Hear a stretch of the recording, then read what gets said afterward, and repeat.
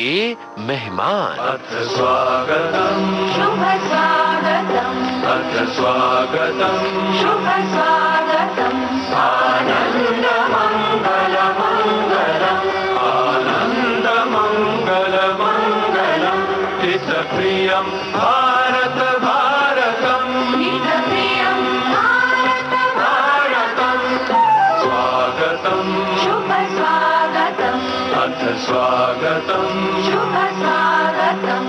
दोस्तों नमस्कार, आपका स्वागत है हमारे मेहमान कार्यक्रम में।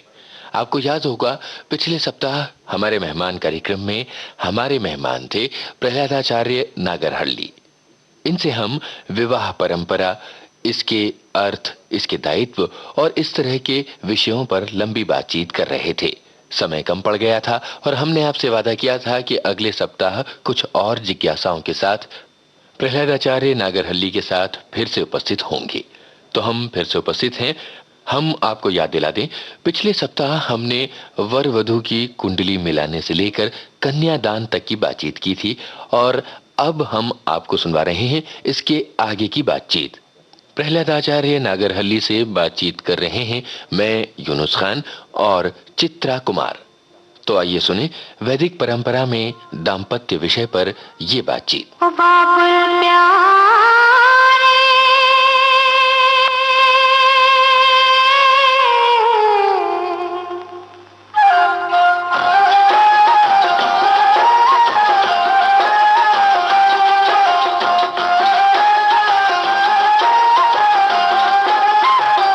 ओ बाबुल प्यारे,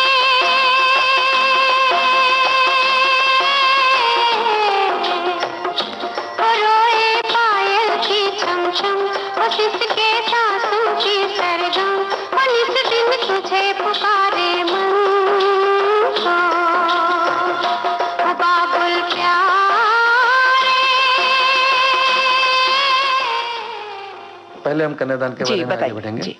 तो कन्यादान के समय वर के हाथों में कन्या को समर्पित करके, तो जब वर पिता कन्यादान करता है तो कन्यादान के समय इस तरह का एक वह श्लोक पढ़ता है। हमारे यहाँ दान का महत्व है। जब हम एक 10 रुपए दान दे रहे हैं तो सोच समझ करके देते हैं। तब अपनी पुत्री को ही जब दान दे रहे हैं तो उसका अवश्य, तो पुत्री को इसलिए दान दिया जाता है। और कन्या दान के पहले कहा जाता है हमारे 12 जनरेशन, आगे के 12 जनरेशन और पीछे के 12 जनरेशन, तो उनको पवित्र करने के लिए मैं कन्यादान दे रहा हूँ। और कन्या का उसकी जिम्मेदारी, कन्या की जिम्मेदारी है तो दोनों वंशों को संभाल करके दोनों को कीर्ति दे, अपकीर्ति ना दे।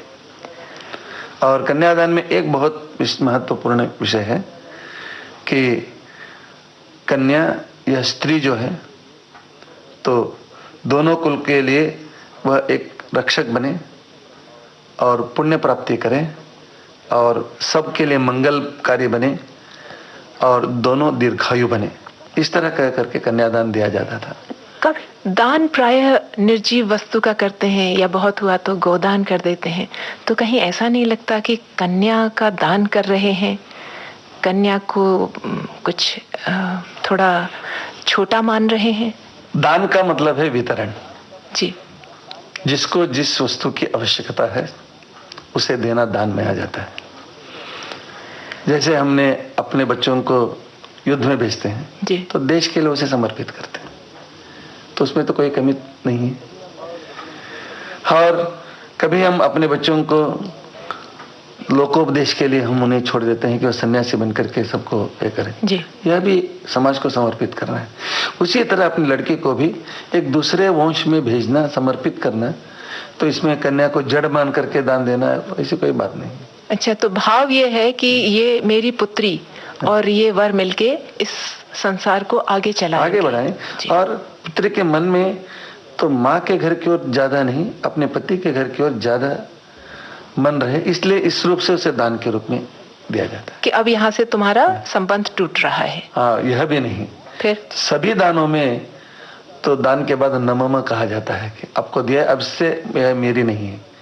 लेकिन कन्यादान के समय में नमः नहीं कहा जाता है। यदि वर पार्टी वाले इस कन्या को अच्छी तरह से नहीं देखते हैं तो उस समय पिता को उसमें बीच में जाने के लिए पूरा अधिकार है। ये भी है इसमें निश्चित रूप से। अच्छा, आजकल कोई कहीं कहीं यह मानना है तुम अपने पति के घर गई हो, चाहे वहां मरो, कुछ भी हो, मेरी जिम्मेदारी नहीं। ऐसा नहीं, यह निर्जीव वस्तु नहीं है।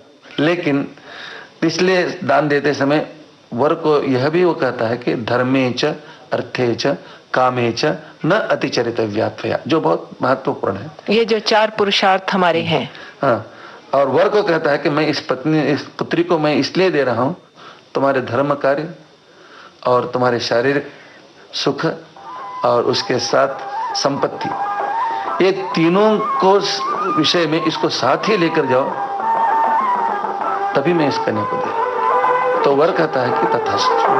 दुल्हन से तुम्हारा मिलन होगा, तो मन थोड़ी धीर धरो, बाहों में चांदी का बदन होगा, तो मन थोड़ी धीर धरो।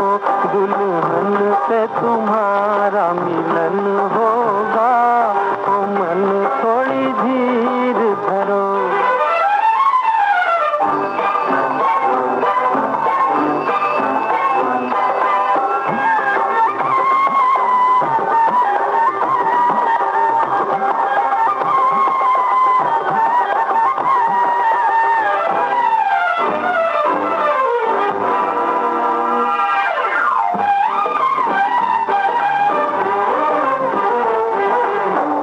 परी है चंचल है वो तेरी है चितचोर, चांद परी है चंचल है वो तेरी है चितचोर। मुखड़े को ही तकते तकते हो जाएगी भोर, गोरी धन का तुम्हें दर्शन होगा, ओ मन थोड़ी धीर धरो, बाहों में चांदी का बदन होगा, ओ मन थोड़ी धीर धरो। उस कन्यादान के बाद एक बहुत महत्वपूर्ण विषय है कि कंकण बंधन। दोनों के हाथ में कंकण बांध दिया जाता है धागे से, और उसमें हल्दी का कुंड बंधा हुआ रहता है। तो उसका मुख्य उद्देश्य है कि हम पिता ने दिया और इसने स्वीकार किया, लेकिन दोनों का मन आपस में मिलना बहुत जरूरी है। तो वर अपने को वधु को देना चाहिए, वधु अपने को वर को देना चाहिए जी। तो उस कंकण बंधन के समय जो मंत्र है उसका अभिप्राय इतना ही है, तो आज से तुम मेरी हो गई हो, हमारे घर की सदस्य हो गई हो, इसलिए इसी को अपना घर समझना। और पत्नी कहती है कि मैं आपके घर की सदस्य बन गई हूँ, आपके माता पिता भाई बहन के साथ मुझे भी एक सदस्य समझो, उसी के दृष्टि से देखो। यह जो भावनात्मक विषय है बहुत महत्वपूर्ण होते हैं। तब मतलब हम आज से अलग नहीं है, एक ही शरीर के जैसे भाग होते हैं उसी तरह एक वंश के ही भाग हैं। और उसके बाद मंगल सूत्र बांधना, तो उसे मांगल्य कहते हैं, मंगल सूत्र कहते हैं। तो मंगल सूत्र का मतलब उद्देश्य इतना है, धर्म कार्य में दीक्षा स्वीकार करना। पुरुषों के लिए जब उपनयन होता है या जानवा संस्कार होता है या यज्ञोपवीत संस्कार होता है, तो तब उसे धर्म में अधिकार प्राप्त होता है। उसी तरह मंगल सूत्र लड़की को बांधने के बाद उसे भी अपने पति के साथ धर्म करने के लिए तो एक अधिकार प्राप्त होता है। तो इसलिए उस समय बांधते समय कहता है कि यह मंगल सूत्र हम दोनों के सुख जीवन का एक लक्षण है, और उस लक्षण इसलिए तो हम दोनों आज से मिलकर के प्यार से चिरंजीव मया सह, बहुत दीर्घजीवी होकर के हम सुख से रहेंगे। इसलिए आज से धर्म तुम्हें छोड़कर मैं धर्म नहीं कर सकता हूं, मैं मुझे छोड़कर तुम धर्म नहीं कर सकता, हम दोनों साथ में धर्म करेंगे। मंगल सूत्र यह विवाहित स्त्री है, इस ओर हमारी दृष्टि नहीं जानी चाहिए, एक समाज के लिए भी एक सूचना है। तो इसलिए मंगल सूत्र में काले मणियों को बंधा जाता है, जो काला रंग जो है दूसरों के दुष्ट दृष्टि को दूर करता है। इसलिए काजल लगाते हैं, कहीं कभी दृष्टि न लगे इस तरह गाले पर भी काला करते हैं। तो उसी तरह से मंगल सूत्र का भी उद्देश्य है दूसरों की, क्योंकि स्त्रियों की ओर सब अच्छी तरह से देखते हैं ऐसा नहीं, बहुत ज्यादा लोग स्त्रियों को विकृत दृष्टि से देखते हैं, उनकी दृष्टि का दुष्परिणाम न हो इसलिए मंगलसूत्र बांधा जाता है। आपने बीच में ये भी बताया था कि जो आभूषण हैं वो व्यक्ति के स्वास्थ्य के लिए लाभ पहुंचाते हैं, तो मंगलसूत्र और बाकी के जो दूसरे आभूषण हैं वो किस तरह से लाभकारी होते हैं? आप जानते हैं कि सोना या हाई डेंसिटी वाला पदार्थ है। जब हाई डेंसिटी वाला पदार्थ हमारे शरीर के संबंध होता है तो हमारे नर्व सिस्टम ठीक तरह से चलने लगता है। और यह तो विज्ञान का विषय हुआ, इलेक्ट्रोमैग्नेटिक एक शक्ति उत्पन्न हो जाती है इन वस्तुओं के संघर्ष के साथ साथ, विद्युत चुंबकीय तरंग, विद्युत चुंबकीय तरह से। और अलग अलग जगहों पर अलग अलग नाड़ियां, कुछ नाड़ियां मन से संबंधित है, कुछ नाड़ियां आरोग्य से संबंधित है, कुछ नाड़ियां हृदय से संबंधित है। तो इसलिए अलग अलग जगहों पर जो आभूषण पहना जाता है उस दृष्टि से तो उनमें उस विशिष्ट शक्ति, नर्व सिस्टम जागृत होकर के उनके संसार बंधन का संसार चलाने के लिए आरोग्य, तो विशेष रूप से वो आरोग्य बने। इसका मतलब यह नहीं कि यह रहने से ही आरोग्य होता है, ऐसा नहीं, दूसरे भी उपाय हैं, लेकिन इनसे अपने आप ठीक हो जाता है। लेकिन इसमें सौभाग्य सूचक चूड़ी मानते हैं, बिछुआ, पायल, कान के, गले का जो बता रहे हैं, इसके पीछे और भी तो कुछ बात है। अभी पहले से स्त्रियों के लिए सबसे पहला है कुमकुम या मांग में जो सिंदूर भरते हैं, सिंदूर भरा जाता है जी। तो जो लाल या गुलाब जो रंग है जी, तो मनोविज्ञान के अनुसार तो मन को एकाग्रित करता है। मन की एकाग्रता के लिए और मन की जागृति के लिए लाल कलर हमारे यहाँ बहुत महत्वपूर्ण माना जाता है। इसलिए गणेश की पूजा में लाल फूलों की बहुत जरूरत होती है। तो उस दृष्टि से तो पति का मन एकाग्र हो, और इतना ही नहीं, दूसरे परिवार के लोग भी इसे विवाहित और एक विशिष्ट जिम्मेदार व्यक्ति समझे। तो इसलिए कुमकुम सौभाग्यदायक और मन को, पति के मन को एकाग्रित करने के लिए यह, इसलिए तो पति के द्वारा ही उसे मांग भरा जाता है। और दूसरी बात होता है तो नाक में छेद करके आभूषण पहनाया जाता है जी। तो नाक में जो छेद करके आभूषण पहना जाता है यह हमारे साइनस से संबंध होता है। अच्छा। तो साइनस के द्वारा ही तो हमारे ब्रेन में पोल्यूशन ज्यादा होता है, उसके निगृहित करने के लिए तो नाक को छेद किया जाता है। और तीसरी बात होता है कान में छेद करके आभूषण पहनाया जाता है, तो कर्णाभूषण कहते हैं। जब कान के ये जो भी यहाँ के नर्व्स हैं तो सीधे तो भटकने वाले मन को एक जगह रहते हैं, इसलिए बच्चे जब गलतियां करते हैं तो उनका कान पकड़कर उमेट देते हैं। पहले से आया था, इसका मतलब इतना ही है, उनको भटकते हुए मन को एक जगह पर करें। इस तरह पति पत्नी में जो भी अपनी उद्देश्य की ओर से न भटकें, इसलिए हमेशा जागृत करने के लिए यह माना जाता है। एक प्रश्न पूछ लूं, तो ये सब फिर वधू के कान में छेद, और पति भी तो भटक सकता है। इसलिए हमारे यहाँ पहले पुरुष भी पहनते थे। अच्छा, उसके भी कान में छेद। कर्णाभूषण पुरुषों के लिए भी थे, और तिलक तो अब भी है और हमेशा के लिए भी है। तिलक लगाने के भी कोई स्थान है? बस तिलक लगाने के लिए तो हमारे बीच का स्थान, फाल का बीच का ही स्थान होना चाहिए, माथे के बीचों, माथे के बीच में होना चाहिए। तो एक वैज्ञानिक कारण मैं बताता हूँ।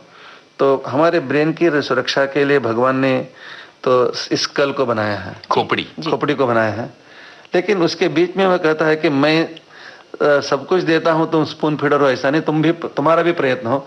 इसलिए यहाँ पर एक कैविटी है, एक छेद है जो फाल के बीचों बीच है, इसे साइनस कहते हैं, दोनों भावों के और माथे के बीच में। इसलिए वहां पर तिलक इसलिए लगा जाता है कि तो बाहर का पोल्यूशन न हो। इसलिए हमारे यहाँ जो गंध भी बनता है या तिलक बनता है तो उसमें गंध होता है, कपूर होता है और हल्दी से बना जाता है जी। तो हमारे यहाँ से हल्दी का उपयोग पहले से होता रहा। कुमकुम भी हल्दी से बनती है, जिससे हाईली एंटीबायोटिक है। अभी तो हम पहले कहेंगे तो ठीक है, लेकिन टर्मरिक जब हम रेडियो में सुनते हैं, हाँ, तभी हम जान सकते हैं क्या इसका कुछ मायना होगा। तो अभी तो लड़कियां बहुत तरह की बिंदियां लगाने लगी हैं। नहीं, बिंदियां तो अनारोग्यकारी हैं, क्योंकि लखनऊ यूनिवर्सिटी के विज्ञानियों ने बताया है कि बिंदी के साथ जो गम होता है उससे चर्म रोग भी हो सकता है, उससे आप जागृत रहें। इसलिए हल्दी से बनाया हुआ जो स्वास्थ्य कार्य है उसी को लगाना जरूरी है, वो कुमकुम ही लगाएं। कोई दिखावा नहीं है।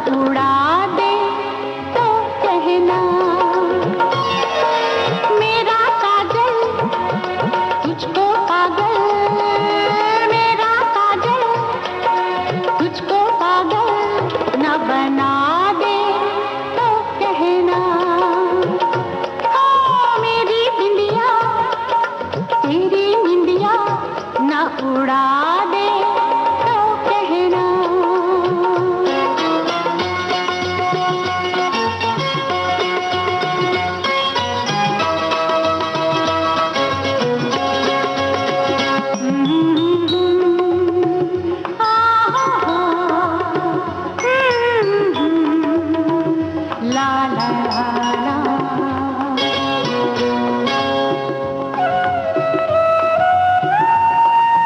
खनकेंगे खन खन जब मेरे कंगना, धड़केगा धक धक दिल तेरा सजना।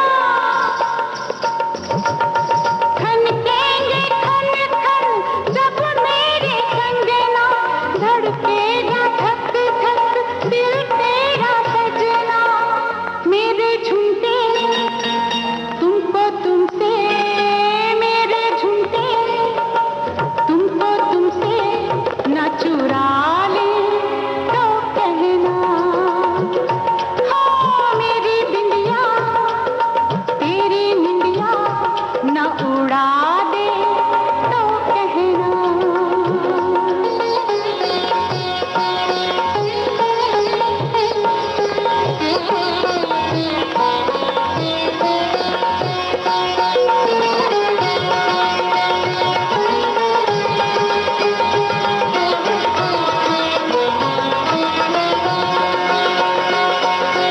मैं पूरे तोला सिंगार कर लूं, दर्पण से बातें दो चार कर लूं। मैं पूरे तोला सिंगार कर लूं, दर्पण से बातें दो चार कर लूं। मेरा गजरा तुमको भंवरा, हो मेरा गजरा तुमको भंवरा न बना दे तो कहना। हाँ मेरी बिंदिया तेरी निंदिया न उड़ा दे तो कहना। अच्छा, और चूड़ी को भी तो कहते हैं ना, हरी चूड़ी लाल चूड़ी, हाँ, ये मंगलकारी है। चूड़ियों में हम देखते हैं कि सोना जी। और उसके साथ ग्लास के चूड़ियां पहनते हैं, जी। कांच के चूड़ियां पहनते हैं।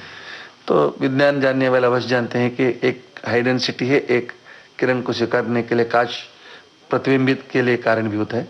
तो कांच की चूड़ियां सूर्य के किरणों को, दूसरे ग्रह के किरणों को, तो हमारे इस मुख्य नाड़ियां जो हाथ में हैं जी। तो उनसे संपर्कित करते हैं। और सोने की चूड़ियां, तो यहाँ पर जब प्रेशर रहता है जी, कलाई पे, कलाई में जब प्रेशर रहता है तो उस समय आदमी में एक तरह का अलर्टनेस आता है। तो इसलिए मिलिट्री में समझिए, कुछ समय में तो कलाई में और यहाँ पट्टी बांधना, ये जो भी आदि अत्यंत आवश्यक होता है, कमर पट्टा, हाथ में का पट्टा, ये सब कुछ जो है उसे एक अलर्ट करने के लिए है। तो इसलिए अलर्टनेस गृहिणी के लिए हर एक समय की बहुत जरूरत होती है, इसलिए कलाई में ये आभूषण पहना बहुत आवश्यक होता है। अंगूठी की भी कुछ विशेषता अंगूठी है? की भी विशिष्टता होती है। तो अलग अलग अंगूठियों में अलग अलग नस है। तो उस दृष्टि से तो अंगूठी के बांधने के लिए तो चौथी अंगुली ही ली जाती है, जिसे हम अनामिका कहते हैं। तो वर वधू दोनों के लिए, दोनों के लिए। तो वधू में बाहिने हाथ में अंगूठी डालनी चाहिए, वर को दाहिने हाथ में। और इसके लिए कारण भी है जी, बताइए। कि वधू के लिए जो स्त्री नाड़ियां बाएं हो रहे हैं जी, और पुरुष नाड़ियां दाहिने हो रहे हैं, इसलिए बांधना चाहिए। एक वैज्ञानिक यौगिक बात होगी, लेकिन फिर भी इन हरेक के पीछे अवश्य वैज्ञानिक कारण है। पैर के आभूषण हाँ, का पैर भी? के आभूषण विशेष रूप से जो पैर में जो आभूषण पूछे जाते हैं, उंगली में जो बिछुआ पहनते हैं, उसे बिछुआ कहते हैं, या तो पैर के अंगूठी कहती है, अलग अलग। उसका मेन उद्देश्य है तो इंद्रियों पर काबू रहे।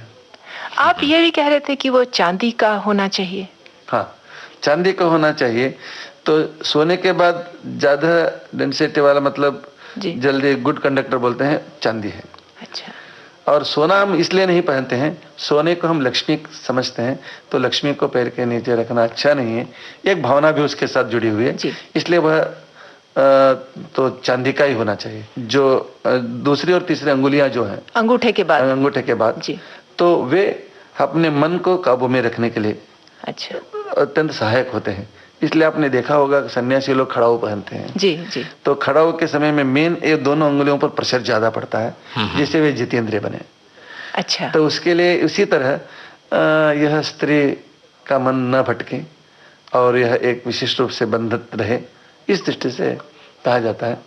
और आप लोग पूछ रह सकते हैं पुरुष को क्यों नहीं, ऐसा कहते हैं। लेकिन पुरुष हमेशा हमारे अपने पैरों में चप्पल या इत्यादि से बाहर रहने के कारण पहनता है, उसको अपने आप प्रेशर आ जाता है। क्योंकि घर में रहने वाले स्त्रियों के लिए तो इसके लिए प्रेशर आ जाए, इसलिए तो विश्व का संबंध आ जाएगा। अब आप सप्तपदी और उसके बाद बताइए। मंगलसूत्र के बाद जी विवाह होम होता है, जिसे अग्नि साक्षी विवाह कहते हैं। जी। क्योंकि आजकल के हमारे युवकों में बहुत लोग जो मिलते हैं हमसे पूछते हैं कि रजिस्टर मैरिज करने से क्या कमी है, तो ये सब कुछ के इतना सब कुछ करने की क्या जरूरत होती है। लेकिन जब हम जो एक वस्तु यहाँ पर पड़ी है तो उसके यजमान की अनुमति के बिना मुंह लेंगे तो वह चोरी बन जाती है, और चोरी की वस्तु हमेशा इनवैलिड होती है। जी। तो जब हम किसी स्त्री को ले रहे हैं तो उसे वैलिड होना बहुत जरूरी है। सप्तपदी होती है तो एक एक फेरे का मैं वहां बताइए। रहा हूँ। पहले लाजाहुम होता है। पहले होता है। हाँ। अच्छा। लाजाहुम के जब जैसे होता है आहुति डालना और फिर फेरे लगाना। लाजा होम मतलब वो खील जो खील जो डालते होता हैं। है, तो उसमें उतनी इतना ही है जैसे खील खिलते हैं तो हमारा जीवन भी खिले रहे। और उसके साथ कन्या का भाई उसके हाथ में डालता मैं है। पूछने वाली थी कि इसमें भाई हमेशा देता है, ऐसा क्यों होता है? इसलिए होता है कि भाई की जिम्मेदारी अपने बहन की बड़ी हो या छोटी हो जी। तो उसकी रक्षा और उसके शील की रक्षा की जिम्मेदारी भाई की है हमेशा। एक व्यावहारिक रूप में, जो शास्त्रों में नहीं जी, है, जी। महाराष्ट्र में आया हुआ है। जी। इस लाजावम के बाद वह अपने जो अपने बहन का जी। पति होता है उसका कान ऐंठता है। किसका? वो वर का कान उसको वधु का भाई ऐंठता है। अच्छा। जो व्यावहारिक रूप में आया है, मतलब देखो तुमने गलती किया तो मैं अपनी बहन को वापस लूंगा, इस तरह कुछ ऐसी अच्छा। भावना हो। लेकिन शास्त्रों में तो उद्देश्य इतना ही है जी, कि जी। आज से इनकी जिम्मेदारी, और आप दोनों फूलते फलते रहो।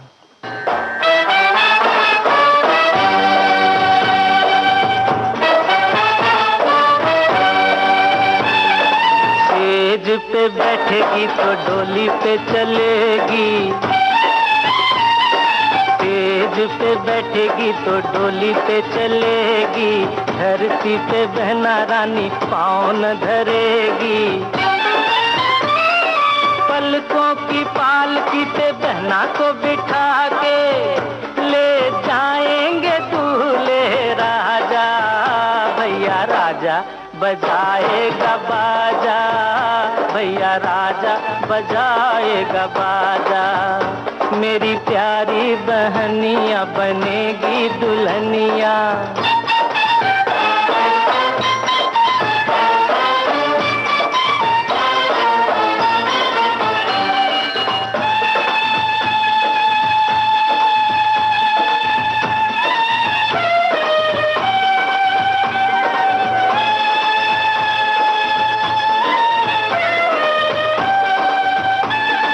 सजना के घर चली जाएगी जो बहना, सजना के घर चली जाएगी जो बहना, होंठ हंसेंगे मेरे रोएंगे ये नैना। रखिया के रोज रानी बहना को बुलाऊंगा, लेके आएंगे दूल्हे राजा, भैया राजा बजाएगा बाजा, भैया राजा बजाए। एक फेरा लगाने के बाद एक पत्थर रखा हुआ रहता है जी। तो उस पत्थर पर उस पत्नी का पैर रखने के लिए कहता है। दाहिना की बायां? दाहिना। दाहिना पैर। दाहिना पैर उसके उसका ऊपर भी रखना। कुछ प्रयोजन है? हाँ जी। क्योंकि उस समय जो मंत्र कहा जाता है, जी। तो मंत्र पढ़ते पढ़ते कहूंगा तो बहुत समय हो जाता है। जी, जी, ऐसे हमारे लिए समय का बंधन भी है, तो इसलिए उस मंत्र का अभिप्राय इतना ही है कि जैसा यह पत्थर कठिन है, जी। वैवाहिक जीवन, कादम्बरी, कहानी या सिनेमा का जीवन नहीं है जी। कि इसमें कठिनाइयां भी आते हैं और समस्याएं भी आते हैं। इसलिए तुम अपने मन को कठिनाइयों के समय पत्थर के जैसे तुम्हें कड़ा करना बहुत जरूर होता है। और जब मन कड़ा करती हो, कोई भी शत्रु हो उसका सामना हम कर सकते हैं, क्योंकि संसार में अनेक मित्र भी होते हैं, शत्रु भी होते हैं, अनेक कठिन समस्याएं भी आती हैं। हम आज अमीर हैं, कल गरीब भी हो सकते हैं, या कुछ बहुत जिम्मेदारियां बढ़ सकते हैं, लेकिन उस समय के लिए तुम तैयार रहो। तुम्हारे मन में सिर्फ काल्पनिक जीवन नहीं रहना चाहिए कि शादी, पति के साथ घूमना, सिनेमा देखना, मजा करना, इतना ही नहीं, संसार में हर एक कठिनाई का सामना करना भी यह शादी का उद्देश्य होता है। तो इसलिए तो तुम्हें इसके जैसे अपने मन को कठिन करने के लिए अभी अग्नि के सामने तुम तैयार हो जाओ, यह साक्षी है। तोरा मन दर्पण कहलाए, तोरा मन दर्पण कहलाए,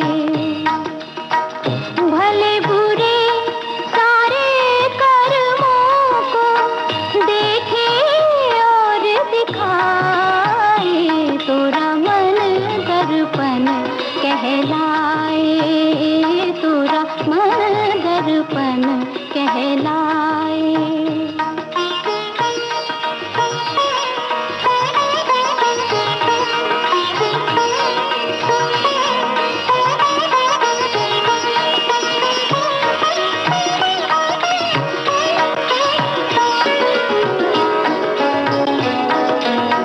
मन ही देवता मन ही ईश्वर, मन से बड़ा न कोई, मन ही देवता मन ही ईश्वर, मन से बड़ा न कोई, मन उजियारा जब जब फैले, जग उजियारा होए, इस उजले दर्पण पर प्राणी भूल न जमने पाए, तोरा मन दर्पण कहलाए, तोरा मन दर्पण कहलाए।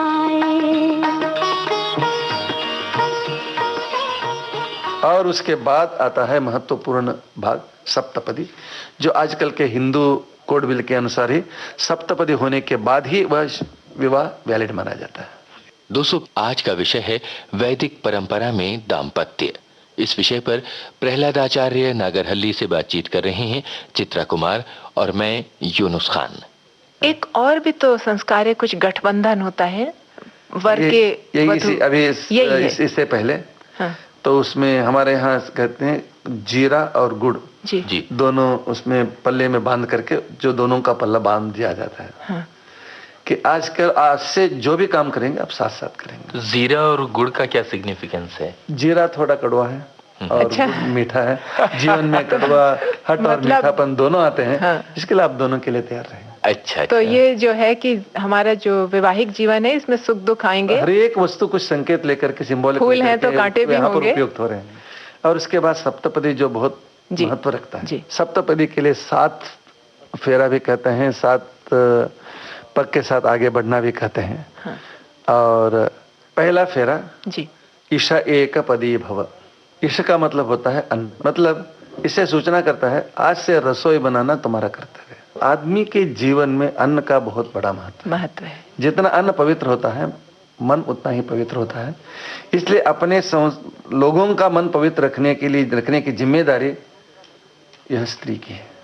लेकिन आजकल की लड़कियां के चूल्हा चौके में बैठना एक अपमान समझती हैं। अपमान नहीं, पूरे संसार की जिम्मेदारी जब स्त्री पर है, उन सबका मन पवित्र रखना बहुत जरूरी है।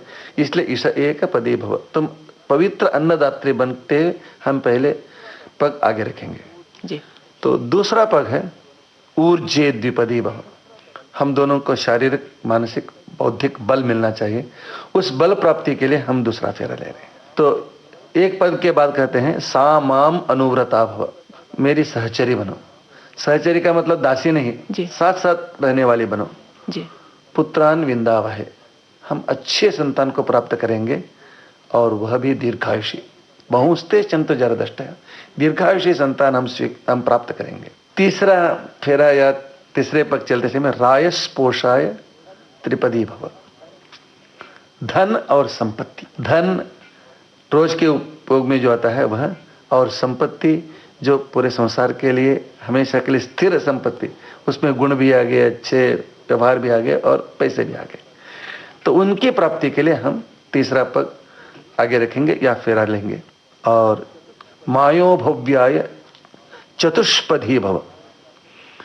माया का मतलब होता है सुख और भव्य का मतलब होता है तो संतृप्ति। सुख साधन है, संतृप्ति नहीं है तो कुछ फायदा नहीं। सुख और संतृप्ति के लिए हम चौथा पग आगे रखेंगे या चौथा फेरा लेंगे। प्रजाभ्यः पंचपदी भव। जो प्रजा हमारे लिए नहीं पूरे संसार के लिए भी एक धरोहर बने, ऐसी संतति प्राप्त करने के लिए हम पांचवा पग रखेंगे। और ऋतुभ्यः षट्पदी भव। 12 ऋतु, 6 ऋतु और 12 मास हमारे लिए हमेशा सुख कारक ही बने। तो सुख दुख हमारे समझ से है, तो हम हर एक वस्तु को सुख के रूप में ले सकते हैं। इसलिए संसार में जो भी है उसे सुख समझकर हम आगे बढ़ेंगे। तो उनकी मानसिकता ही ऐसी हो जाती थी कि वो जीवन को बहुत आगे बढ़ने की तैयारी में आगे बढ़ाने के लिए, और जो भी आते थे कठिनाइयां उनसे बाजू में करके अपने सुख से आगे बढ़ जाते। और इसमें मैं और तुम नहीं थे, नहीं, हम ही। इसलिए पुत्रान विंदा भाई, हम दोनों दोनों दोनों द्विवचन यहाँ पर कहा गया है। और सखा सप्तपदी भव। हम दोनों में स्थिर मित्रता, इसके लिए हम 7वां फेरा हम करेंगे। तो आप बोलेंगे मित्रता का मतलब आजकल जो फ्रेंड है सिनेमा को जाते हैं, कुछ पीते हैं, कहते नहीं। हमारे यहाँ मित्र का अर्थ अलग है। जो पाप से हमें दूर रखें और हमारे हितकर काम करें, हमारे दोषों को भूल जाए और हमें जो अच्छा गुण है उसकी उन्नति के लिए सहाय करे, वही मित्र है। जैसे पहला है पाप से दूर करें। और आपको मैं कहता हूं पति और पत्नी शब्द इसी अर्थ से हैं। तो पति पत्नी का अर्थ भी बता दीजिए। हाँ, पति का शब्द है संस्कृत में पत पतन इन गतो। पतन से रक्षा करें वह पति है जी। और पतंतम सन्मार्गे नयति इति पत्नी। तो बुरे राहों पर जाने वाले अपने पति को कुछ अच्छी बात करके के प्यार करके उसे अच्छे राह पर आने वाले को पत्नी कहते हैं। जब पति पत्नी इस जिम्मेदारी को नहीं निभाती हो तो पति नहीं, वो पत्नी नहीं। और यह प्रतिज्ञा वो अपने आपस में नहीं कर रहे हैं, सामने बुजुर्ग हैं, सबके सामने कर रहे हैं, अग्नि है। जब सामने सबके सामने करते हैं तो उनकी जिम्मेदारी बढ़ जाती है। इसलिए सारे परिवार को विवाहों में बुलाया जाता है।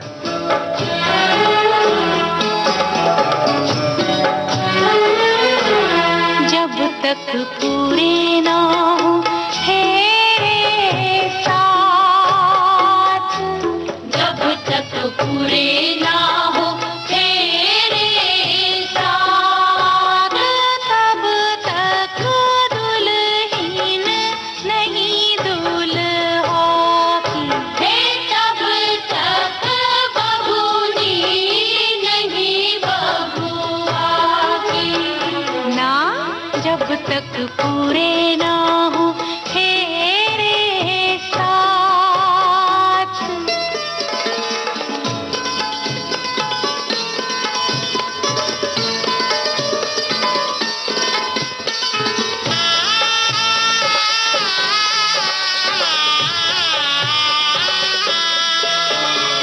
अब ही तो बबुआ पहली ही भंवर पड़ी है,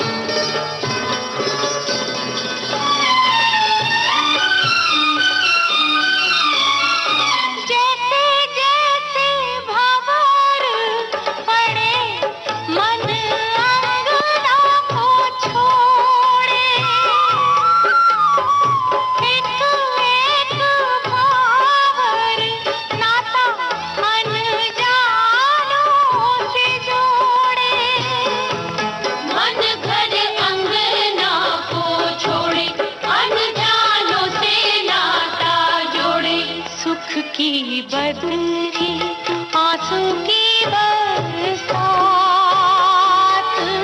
जब तक पूरे ना हो तेरे साथ, तब तक दुल्हन। तो सप्तपदी के बाद उसके हाँ, पश्चात क्या होता है?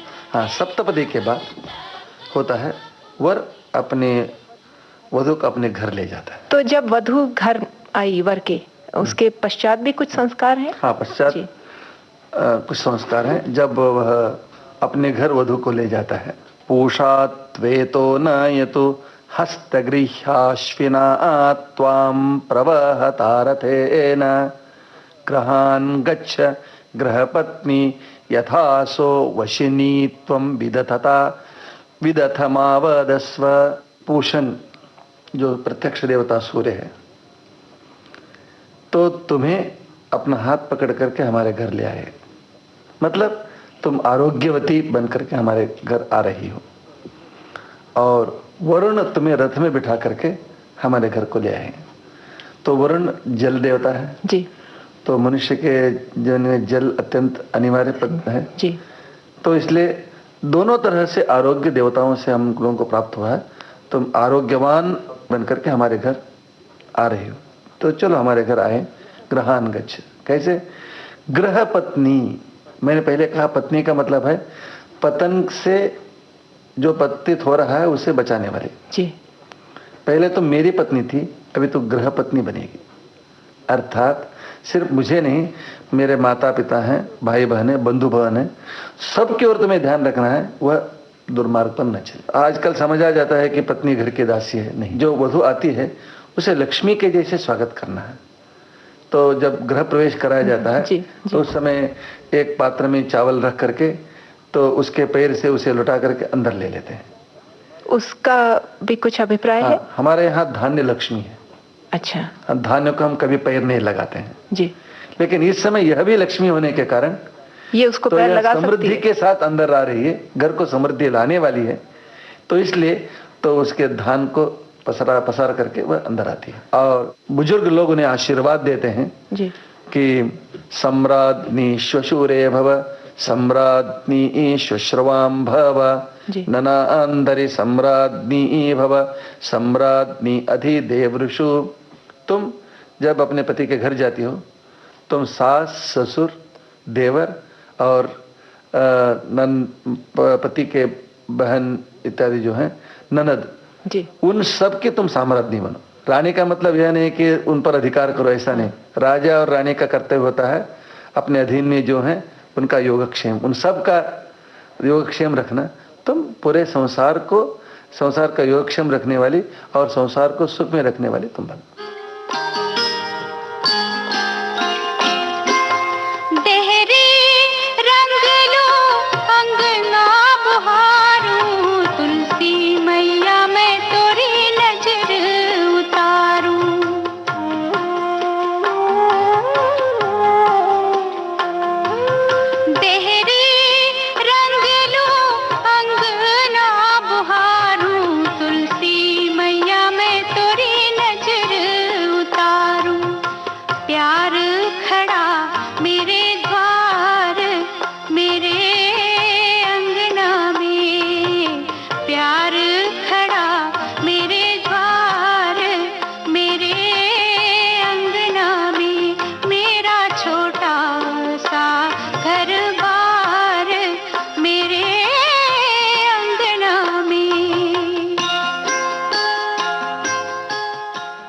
लेकिन हम अपने आप को सुशिक्षित समझ रहे हैं जी।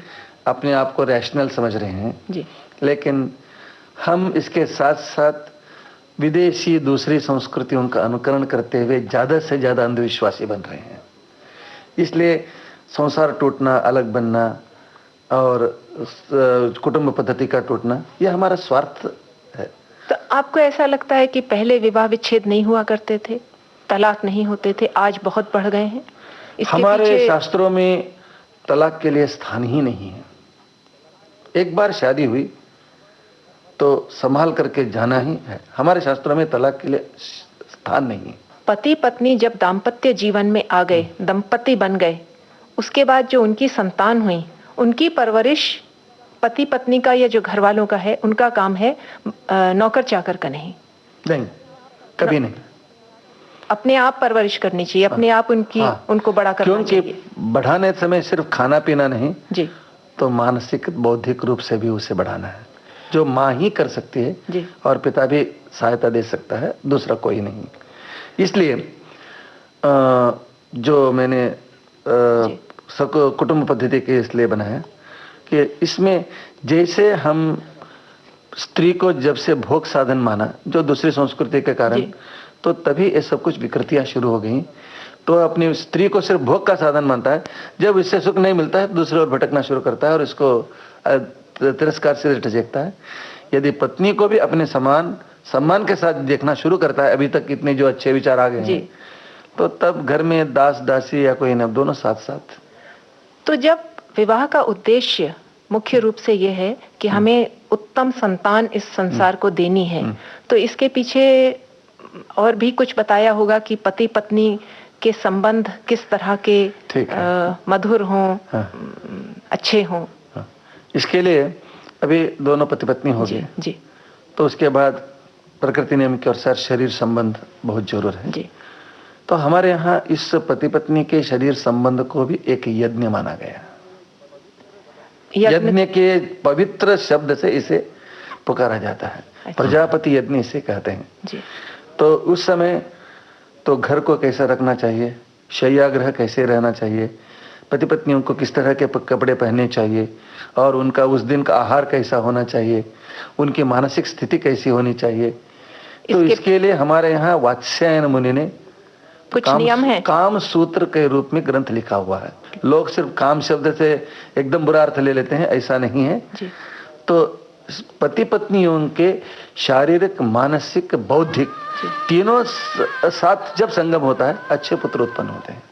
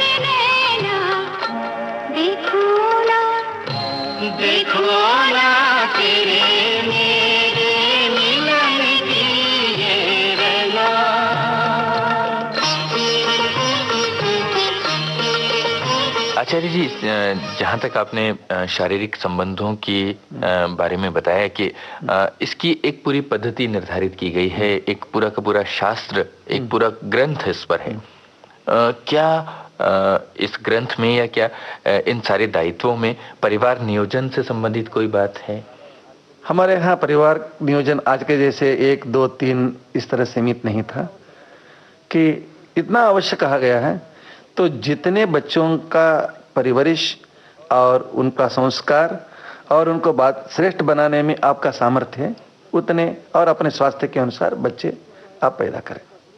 किसी को है 4 बच्चों को पूरी तरह से अच्छा संस्कार दे सकता है, तो सब वह एक ही बच्चे में बैठ गए तो 3 से संस्कार देने से वंचित हो जाते हैं, और दूसरे जो नहीं दे सकते हैं तो उनका तो संतान उत्पत्ति हो ही रही है, जो आजकल यह बढ़ा हुआ है।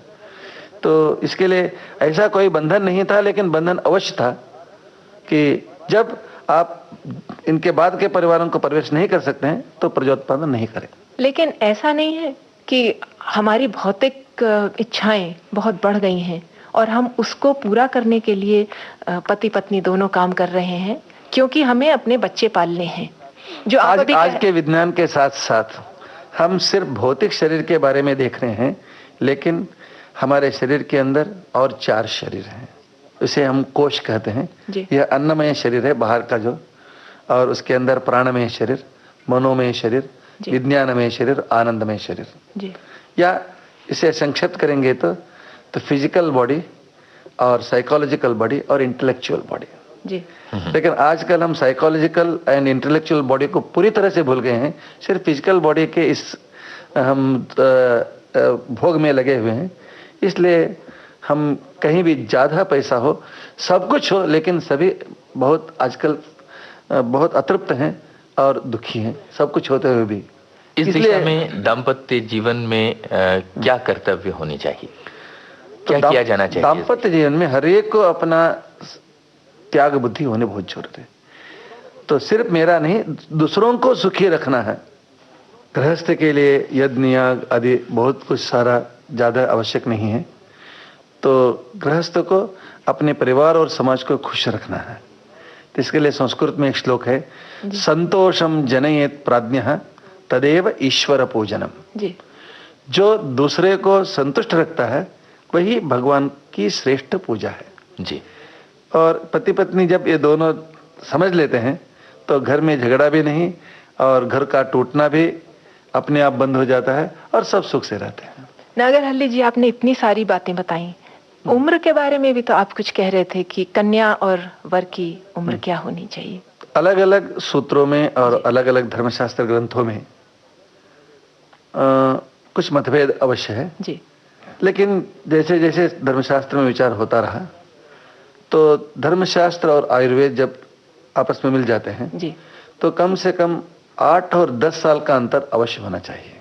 और इसके पीछे उद्देश्य है जी कि कन्या की प्रजनन शक्ति 40-45 के बाद खत्म हो जाती है जी। लेकिन पुरुष की प्रजनन शक्ति 55 साल तक रहती है। तो इसके लिए यदि दोनों में अंतर कम रहा, जब यह प्रजनन शक्ति की इच्छा से या कुछ ऐसे संबंध की इच्छा से दूर होती गई तो तब पुरुष बाहर भटकना शुरू करता है। तो बाह्य संबंध शुरू हो जाते हैं। तो इसलिए कम से कम 8-10 साल का अंतर हो तो दोनों एक समय पर तो इस शारीरिक या भोग के से खत्म हो जाते हैं और अपने मित्रता के रूप में जीवन शुरू करते हैं। अभी और तो कानूनन 18 साल की हो गई है और जो ठीक ही है। लेकिन 18 साल का मतलब वह और भी नहीं बढ़ना चाहिए, क्योंकि संसार में यह सब कुछ अभी जो अच्छी बातें हैं उसके साथ साथ तो स्त्री पुरुषों में जो परस्पर आकर्षण है तो उसको भी इस संसार में बहुत महत्वपूर्ण स्थान है। तो जैसे जैसे उम्र बढ़ती जाती है तो उस एक आकर्षण में एक तरह के फटीग आ जाता है। जब पति पत्नियों के परस्पर आकर्षण में फटीग जब आ जाता है तभी सांसारिक कलह शुरू हो जाता है। प्रहलाद आचार्य जी, इस सारी बातचीत से ये समझ में आया कि वैदिक परंपरा में हर बात को किसी न किसी प्रतीक के माध्यम से समझाया गया है। जैसे विवाह में कुछ वस्तुओं का उपयोग होता है जिन्हें शुभ माना जाता है, जैसे नारियल है या केले के पत्ते हैं या विवाह में नारियल का उपयोग या वो किया जाता कलावा है। मौली जिसको कहते हैं। मौलिक कहते हैं। अच्छा, ठीक। क्या इनकी भी कोई वैज्ञानिकता है? बहुत अच्छा सा प्रश्न है। हमारे जो भी वस्तु संस्कारों में लिया जाता है एक ना एक अवश्य प्रतीक वह है।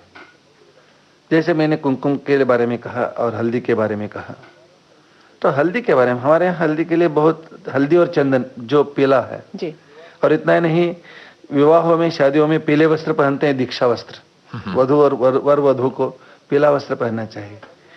जो पीला रंग जो है, पीला रंग मनुष्य के टेंशन को बहुत कम करता है। तो विवाह के समय में सब टेंशन से रहित होकर के खुश से रहें, इसलिए पीला रंग का बहुत सारा महत्व है। और आजकल साइकोलॉजी में भी, साइकोथेरेपी में भी पीले रंग का बहुत महत्व रखता है।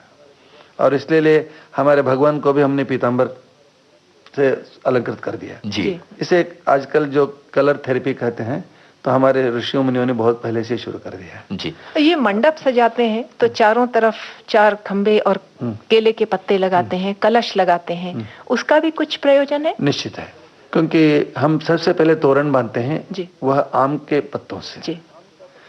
तो आम का पत्ता जो है, तो आम के पत्ते में एक ऐसी शक्ति है और उसके साथ हम कभी कभी नीम का पत्ता भी जोड़ देते हैं। तो ऐसी शक्ति है, वह उस वातावरण के पोल्यूशन को दूर करता है। तो इसके लिए हमारे यहाँ बुजुर्ग तो आम के पत्तों से अपना दांत साफ करते थे।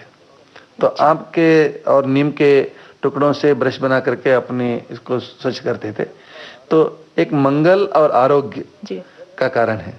तो जब घर के सामने केले का पत्ता बांध दिया जाता है जी। तो समाज के लोग समझते हैं कि इनके घर में एक सुख का मंगल चल रहा है, एक संकेत भी था। गेंदे के फूल से भी बहुत सजाते हैं, उसका भी कुछ पीला रंग आप कह रहे हैं, शायद यही होगा। शास्त्रों की दृष्टि से गेंदे का फूल निषिद्ध है। अच्छा। तो गेंदे का फूल मेरे ख्याल से तो 14 शताब्दी के बाद में हमारे यहाँ हमारे देश में आया जी। और हमारे यहाँ पहले गेंदे का फूल अंतिम संस्कार के समय उपयोग करते थे। अच्छा। इसलिए शास्त्रों की दृष्टि से गेंदे का निषिद्ध फूल है। निषिद्ध है। अच्छा। लेकिन आजकल व्यवहार में आ गया है, लेकिन उसे सोच करके दूर रखना अच्छा है। केले के पत्ते, केले का वृक्ष ऐसा है जो संसार एक ही बार वह गर्भ धारण करता है, उसके बाद उसकी जिंदगी समाप्त होती है। तो इसीलिए तो आदमी के लिए ये केले का पत्ते खंबा का संकेत यह है, संसार में अपॉर्चुनिटी एक ही बार आते हैं, बार बार आ भी नहीं सकती है। जब हमें सुधरने की और सुख से रहने की अपॉर्चुनिटी मिली है तो उस समय उसे हमें स्वीकार करना चाहिए। और केला ऐसा है, सभी ऋतुओं में प्राप्त होता है जी। तो वह फल पूर्ण फल माना जाता है। तो फल का मतलब होता है अपने कर्म फल भगवान को समर्पित करें। और सभी हिंदुस्तान में पूरा सब जगह मिलता है केला, ऐसा जगह नहीं है कि यहाँ पर नहीं मिलता है। इसलिए सुविधा की दृष्टि से और इस विशिष्ट संकेत दृष्टि से केले के खंभे और मंगल के रूप में बांध दिए जाते हैं। तो ये कलश, नारियल और कलावा, ये 3 चीजें रह गई। कलश पूजा हमारे यहाँ बहुत महत्वपूर्ण रखता है कि हमारे शरीर में 60% से भी ज्यादा पानी है जी। उससे हमारे शरीर सुरक्षित रहता है जी। भगवान का यह दी हुई संपत्ति है जी। तो इसके लिए इस दी हुई संपत्ति को कृतज्ञता के रूप में हमें याद करना है। तो और कलश में वरुण की आवाहना होती है। और इतना ही नहीं, हमारे यहाँ कलश अमृत कलश के रूप में भी संकेत में आता है, जो अमृत हमें प्राप्त हुआ अमृत कलश के रूप में। तो इसके लिए हम जो भी पूजा करते हैं सबसे पहले कलश की पूजा करते हैं। मतलब पानी की देवता से जो हम जिंदगी हैं उनको कृतज्ञता दे करके हम आगे बढ़ रहे हैं। और इतना ही नहीं, जिस तरह पानी की आवश्यकता है उसी तरह हमारी जिंदगी में यह सुख की भी आवश्यकता है। इसको सूचित करने के लिए कलशम कीर्तिम आयुष्यम, इस तरह उसके कलश के बारे में श्लोक कहा गया है जी। और उसके साथ आप मौली या जो कलर का धागा बांधने के लिए बात कर रहे थे, तो उसमें लाल, पीला और सफेद 3 महत्वपूर्ण हैं। क्योंकि यहाँ पर सफेद जो है सत्वगुण का प्रतीक है, पीला जो है वह रजोगुण का प्रतीक है और लाल जो है तमोगुण का प्रतीक है। दूसरा, आपने नारियल के बारे में पूछा। नारियल मनुष्य का आत्मसमर्पण का संकेत होता है। अच्छा। हाँ, क्योंकि आप नारियल के ऊपर के जो भी निकाल देते हैं वहां पर आपको 3 छिद्र मिलते हैं। जी जी। एक मुंह और 2 आंख के रूप में। अच्छा। तो मतलब जब हम भगवान को नारियल समर्पित करते हैं तो अपने आप को समर्पित कर रहे हैं इस संकेत से। इसलिए नारियल हर एक शुभ मंगल कार्य में तो भगवान को समर्पित करने के लिए यह उपयोग में आ जाता है। मन आनंद आनंद छायो। दोस्तों, प्रहलादाचार्य नागरहली जी ने दाम्पत्य के बारे में जो सूत्र बातें बताई हैं वे सचमुच अद्भुत हैं। इतनी शाश्वत हैं, इतनी सनातन हैं कि किसी स्थान विशेष या काल विशेष से इनकी प्रासंगिकता को बांधकर देखना इन्हें छोटा बना देना है। खास तौर पर सिर्फ आज के संदर्भ में ही देखें, जहां आधुनिकता की मार का कहर सबसे ज्यादा रिश्तों पर टूट रहा है, जहां दाम्पत्य की औसत आयु 5-7 वर्ष ही रह गई है, जहां शादी करना और छोड़ देना गुड्डे गुड़िया के खेल जैसा हो गया है, या फिर वो लोग जो पति पत्नी के रिश्ते को बचाना चाहते हैं बहुत सारा धन देकर मैरिज काउंसलिंग करवा रहे हैं। वहां हम पल भर रुक कर सोचें कि भारत में तो ये सारी बातें शास्त्रों के जरिए हजारों सालों पहले ही कह दी गई थीं कि ये बातें आज भी उतनी ही प्रासंगिक हैं। हम चाहे सारे शास्त्र न पढ़ पाएं, चाहे तथाकथित आधुनिक कहलवाकर पुराणपंथी धार्मिक न होना चाहें, लेकिन भारतीय वैदिक परंपरा पर गौर तो कर ही सकते हैं। शायद हम रिश्तों की इस तोड़ फोड़ के अराजक समय में संबंधों की थोड़ी सी ऊष्मा बचा पाएं। पति और पत्नी जैसी समाज की महत्वपूर्ण इकाई को चिरकाल के लिए सुरक्षित कर लें। तो प्रहलादाचार्य नागरहल्ली जी, आपको बहुत बहुत धन्यवाद कि आपने इतनी महत्वपूर्ण बातें हमें बताई। आपको और विविध भारती के सभी श्रोताओं को मेरे नमस्कार। चित्रा जी, आपको भी बहुत धन्यवाद कि आपने इस चर्चा में हिस्सा लिया। यूनुस जी नमस्कार, और आचार्य प्रहलाद नागरहल्ली जी आपको भी नमस्कार, और साथ ही साथ विविध भारती के सभी श्रोताओं को मेरा नमस्कार। अब आज का हमारे मेहमान कार्यक्रम होता है खत्म। नमस्कार। आज के मेहमान।